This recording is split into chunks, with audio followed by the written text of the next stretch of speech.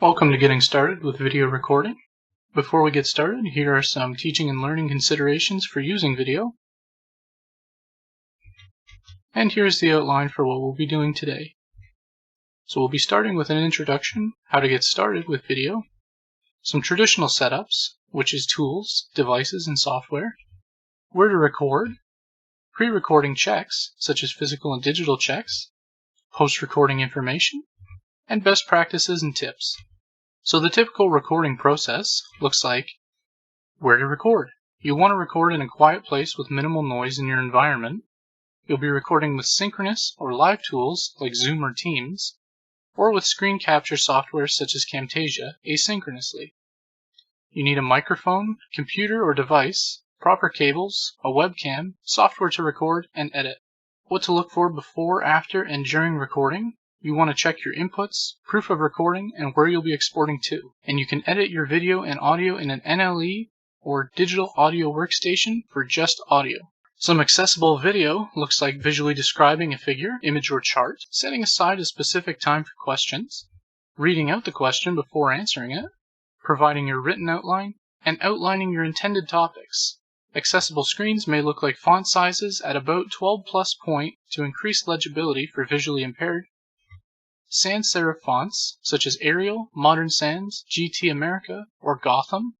The example here we're using this font is Arial. Serif fonts may increase confusion for visually impaired individuals. And we want to look at the leading, or line spacing, of about 1.5 to double-spaced minimum, if appropriate. Some more accessible screens look like reserving underlining for hyperlinks, avoiding italics and strike-throughs of text, using bulleted lists for presentations, and keeping in mind color contrast. Some optimal angles or distance. For camera, aim slightly downwards or eye level. Do not have your face above the camera more than about 10 degrees as this can be jarring for viewers. And do not pan or rotate the lens past 30 degrees from the camera to your face. Ideal screens should cover about 3 inches below your shoulder to 3 inches above your head. Keep a distance of about 1 foot or 30 centimeters for best results. This will help you avoid extreme close-up distances. For lighting, aim slightly downwards if using non-ambient light. This will help cast better shadows and is more pleasant to look at. Try to keep consistent light for autofocus cameras or webcams, and try not to have a light source behind you or going into the camera. Some video recording devices are built-in webcams, which are often the simplest solution for laptop users, though they're not recommended as they have very low quality. They're only recommended for minimal camera use, and they require higher positioning but no setup. External webcams require minimal setup, such as a USB. They come in a wide range of quality and price, and they work well with additional lighting.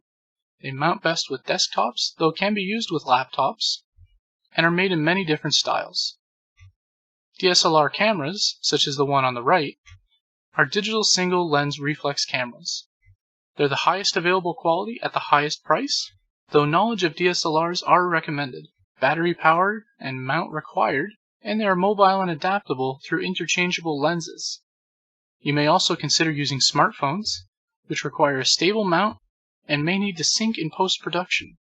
They also may need additional software, such as an app, and the knowledge to do so.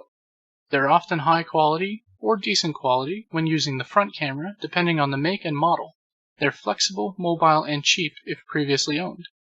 A small video comparison chart shows that the first 3 options, screen capture, built-in webcams, and smartphones, often get fairly cheap price points for fairly minimal quality.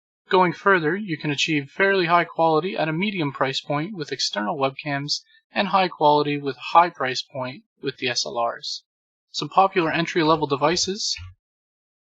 It may be important to note that not many of the large brand names produce any webcams. This is because they're already making cameras and do not need to do so. Some key terms before we go a little bit further are bitrate, resolution or aspect ratio, frames per second, diegetic sound, lower thirds, and key light. So resolution is the number of distinct pixels or picture elements that can be displayed on a screen at any given time.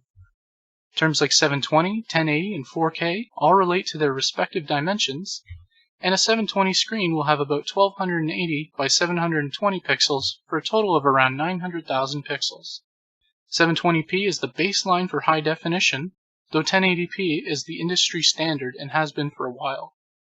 An example here is a 1080p screen on the far right versus on the far left we have a standard definition screen. It's fairly easy to see that the far left is only a small blurry gradient, whereas the right shows more detail and different color differentiation. Frames per second refers to the number of full screen images displayed per second.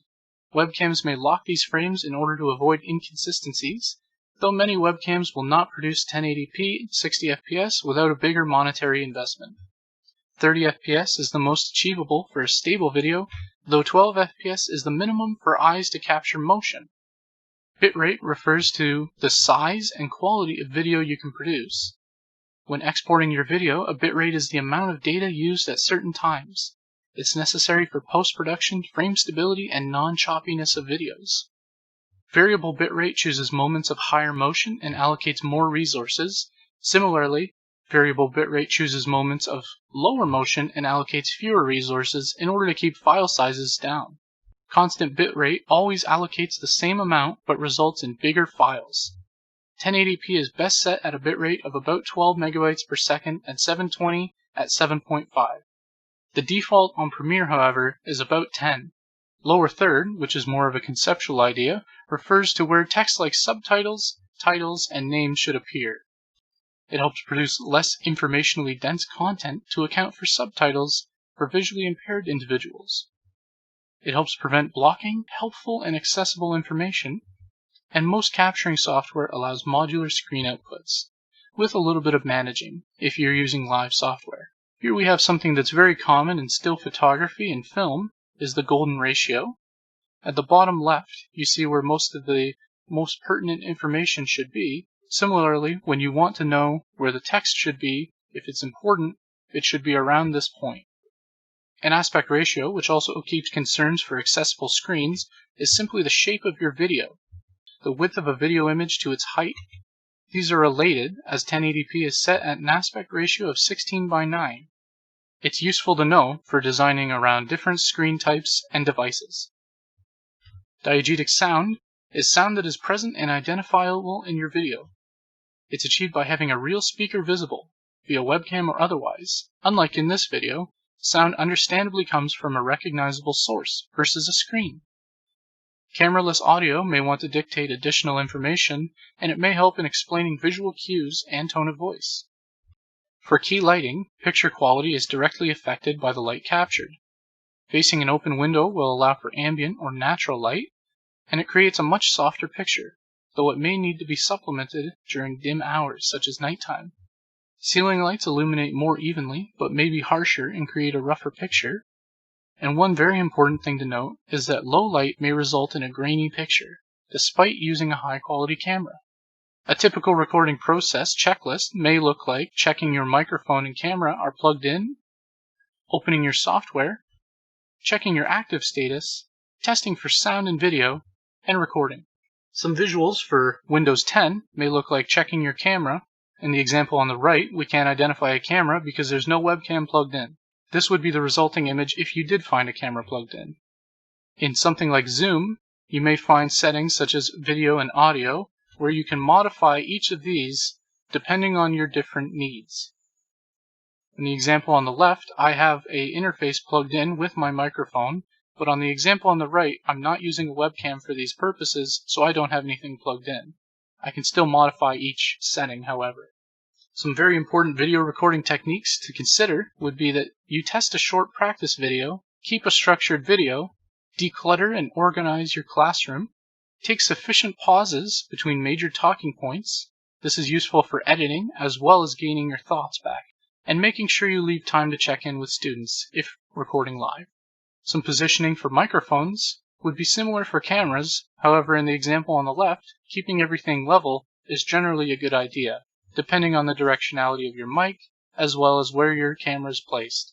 Some video best practices are to keep an eye on your monitor or camera lights as you record, clarity of voice, avoiding extended talking points on dull pages, avoid making gestures while navigating, such as hms and ha's, Try not to focus too far from your content or webcam too often, as this can make you seem distant.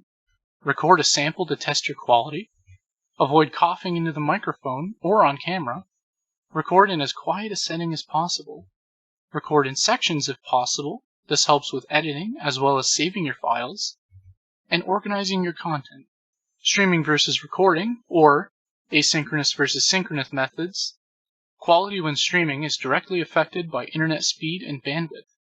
Recording of live sessions are heavily compressed and can affect your visuals. Recording offline, however, may require considerably more editing. Complete control of offline recording offers multiple takes, your own pace, and your quality. Higher quality resources can be archived and reused for future students. Online recordings may become rigid for fear of missing out on content. However, recording offline risks becoming highly time-consuming. Often, synchronous teaching is reserved for discussion and interactivity. Content dependent on interaction and discussion can be supplemented, and learners may benefit from having self-paced and archived resources to constantly refer back to. Some post-recording concerns would be that you have fairly consistent audio levels. You don't stutter, and you have no choppy videos. It's mastered to a reasonable level. Live sessions may normalize these decibels. However, if you're doing this manually, -0.4 to -0.6 is the industry standard. You have a reasonable file size. An hour-long video at 1080p 30 frames should be about a gigabyte in the MP4 format. And here are some file sizes, or file types, rather, that you can look at. Some software you may consider: Adobe Premiere Pro for more intermediate users, TechSmith's Camtasia for beginners with screen capture and editing software, Final Cut Pro, Microsoft Teams, and Zoom. Your organization may have an agreement or license to use some of these software, so it's recommended you consult with whoever may be responsible for the procurement of these video editors and screen capture software. Some resources here at McMaster would be the LTL and Program for Faculty Development through the CPD office, which we're currently doing, CSU, McPherson Institute, UTS, McMaster Accessibility Hub, and some external resources may be Camtasia Basics through YouTube and TechSmith, or LinkedIn Learning through Lynda. Thanks very much for watching this video. Please keep posted for more information and resources at the LTL.